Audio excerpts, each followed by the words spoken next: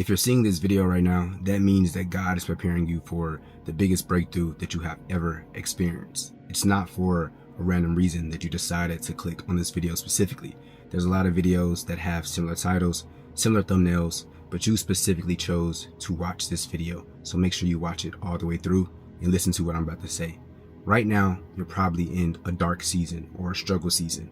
Maybe you're struggling financially, don't have as much money saved up as you want to, bills are backed up, got a lot of credit card debt or student loan debt, or maybe you're dealing with relationship issues. That person broke up with you, or that person cheated on you and your heart's just broken right now, you don't know what to do.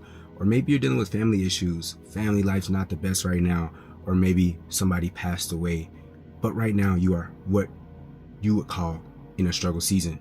And it's important for me to tell you guys that pressure makes diamonds. And I know that might sound a little bit corny, but nothing great comes from good. Great comes from pain. Think about working out, for example. I'm saying this because I just left the gym not too long ago. You guys couldn't see it, but I just left Crunch, had a leg day today, and it was extremely painful. And I hated every single rep. But I understood that through this pain, I would get stronger. And that is what life is about. Through struggle comes greatness. The people who achieved great things, they went through a lot of pain. For example, just think about Jesus Christ himself, God's son, the man that God created and sent here to die for our sins. Jesus is one of the greatest being to ever walk on this earth, not because he was great, not because he did wonderful teachings. Jesus is the greatest human being to ever walk this earth because he went through unbearable pain to die for us so that our sins could be forgiven. If Jesus never died on the cross for us, our sins would never be forgiven. He had to endure that pain in order for good to be on this planet, or the potential for good to be on this planet. Without Jesus suffering, being whipped, being lashed, being nailed to the cross, we wouldn't be here today. Well, we would be here today, but it would be no possible way for us to live in everlasting peace, in everlasting love with God. So through Jesus Christ's sacrifices, or his sacrifice specifically, we are able to be forgiven for our sins. That example alone is a great example for how the world and how life works. For our sins to be forgiven, somebody had to endure great pain. So what do you think you are going to have to endure in order to become great, in order to become good, in order to get to that peace or get to that fulfillment or get to that financial security that you're looking for? You're going to have to struggle. You're going to have to struggle. Every time in my life where I reached a breakthrough, maybe I was dealing with some things financially and then my financial burden was relieved, or maybe I was dealing with some family issues and then my family issues are relieved. Every single time I hit a breakthrough and actually achieved something that gave me a sense of fulfillment, I went through a season of struggle. I'm not saying a day, I'm not saying a week, I'm saying months of struggle. In order for me to be here right now, 21 years old, successful business owner, made 6 figures with multiple businesses, scaling 1 to 7 figures right now, I had to endure a lot of pain. And it was seasons where I was depressed, where I was broke. But those things is what made me the man that I am today. So if you're struggling right now, going through something, do not look at your struggle as permanent. Look at your struggle as temporary. Whatever you're going through right now is literally building you into the person that you need to be in order to accomplish the things that you need to accomplish. That's all.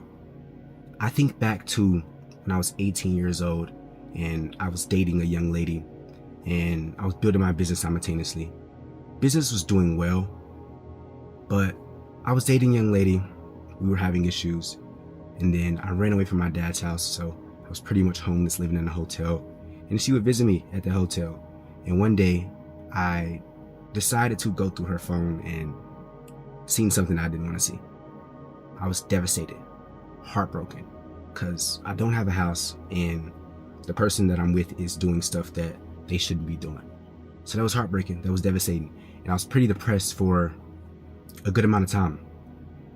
Through that depression though, through that struggle, through that heartache and through that heartbreak, I became a totally different man. I became more disciplined. I became more focused. Yes, in my head I was sad. Yes, in my heart it was hurting. But because my head was sad and my heart was hurting, I wasn't able to go outside and get fulfilled by the fleshly desires on this planet because I was truly heartbroken. I wasn't like, let me go outside and fill the void with drinks and women. I truly sat in that disgust and sat in that pain and transferred that energy directly into my business. So during this season of heartbreak, I just woke up, worked, hit the gym. 2 months after that situation happened, well, a month after I got my first apartment, the next month I had one of my biggest clothing brand drops ever, shortly after that heartbreak. Struggle creates success. The most successful entrepreneurs you know are the entrepreneurs that struggled the most. There's a story. I can't specifically remember what company or what founder it was, but there was a founder who built a company. It might have been Apple, I think. Built the company, hired a board of directors, and then he was basically released from his own company, fired from his own startup that he built. I can imagine that season of depression and anxiety and worry. You're building this super large company, you put people on your team, and then you're voted off from the board of founders and directors. Imagine that season of struggle. Time went on. Later, he reclaimed his founder status, and now he's a multi-billionaire. And I believe that's the story of Apple. I'm not exactly sure. But the phrase pressure creates diamonds is real. A diamond cannot be created without pressure. And a diamond is one of the most valuable gems on this planet. So to get the most valuable gem on the planet, it has to go through pressure. What are you going to have to do to become valuable? What are you going to have to do to become the person that you need to be in order to achieve the things you need to achieve? A man with no struggle is a man with no character, a man with no discipline, a man with no structure. The people that I know that had no struggle, for example, the Nepo babies, I'd say, that didn't go and start their own company or take over their dad's company, they usually end up drunkards, alcoholics, cocaine addicts, depressed, because everything in life was given to them and they had no struggle. But the people who struggle the most are the people who are usually the most successful. So if you're going through a season right now where things aren't working out for you, where it doesn't feel good to live, or you're sad, or you're depressed, I want you to take all of that energy, take all of that dark energy, take all of that dark motivation, and remember that this thing you are going through is the exact thing that's going to get you to where you need to be. Without it, you're not going to get there. If that girl never broke my heart, I would have stayed distracted. I would have stayed unfocused. I would have stayed fulfilling my fleshly desires versus pursuing what would benefit me in the future. But because that breakup happened, I was able to reach a 5-figure month with my business and then scaled the business on to $500K over the last 3 years. So if you're going through something right now, remember that it's temporary. And I want to leave you guys off on this point because I don't want to take too long. Dean G, he is a mentor. He said this in a video, and I'm not going to quote him word for word because I can't remember, but I'll kind of paraphrase it. He said, what if God had a checklist and you had to go through 20 downfalls to finally reach that big breakthrough? And what if this is your 19th downfall? Or what if this is the 20th downfall that's going to get you there? Wouldn't that change your entire perspective of what you're going through? Wouldn't it? 2 more things I just thought of, and then I'll let you guys go. In my life, I've learned to stop, or I'm learning to stop looking at things as problems. Business not going well, something in my system breaks. I learned to stop looking at things as problems, because if you have a problem, you're going to be stressed. And I've learned to look at things, or I'm learning to look at things as opportunities. You don't have problems, you have opportunities. You're struggling financially, that's the opportunity for you to learn that new skill, to become more financially intelligent, to build that business.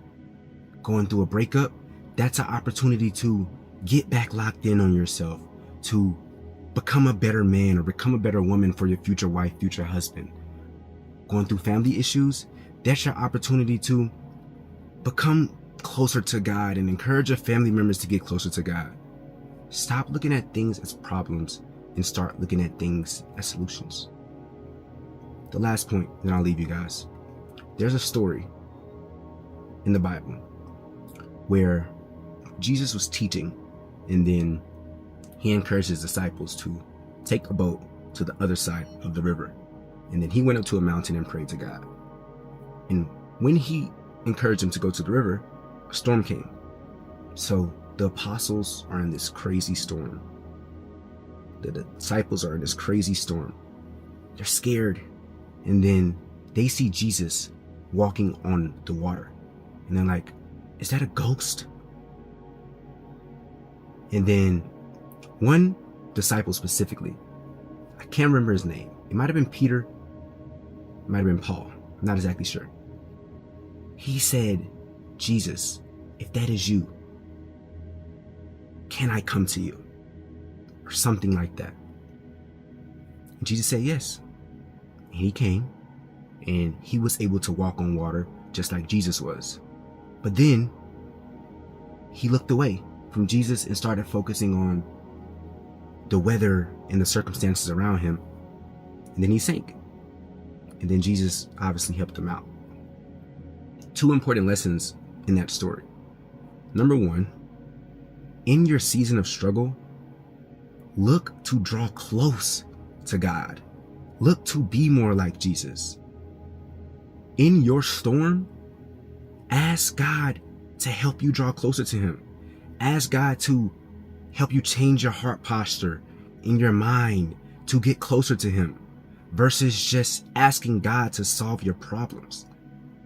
Because yes, God can solve your problems, but he doesn't solve them in the way that you want them to be solved. He's not just going to grant you $1 million so you can pay all your debt off. He's not going to do that. But what he will do is help you become the man you need to be to solve your own problems. He's already gave us the roadmap inside the Bible. And we still have the opportunity today to continue to draw closer to him. So when you're in that storm, like the disciples are, and you're in that season of depression, you're in that season of struggle, you're in that season of worry, ask God, can he help you draw closer to him? Because it's comfort in that. And then as you're in this season of struggle, concern, and worry, and you're drawing closer to God, focus on God. Don't be like the disciple and draw closer to God, ask him to help you draw closer. He draws you closer and is drawing you closer. And then you keep focusing on the storm that you're in. Eventually the storm will pass if you focus on God.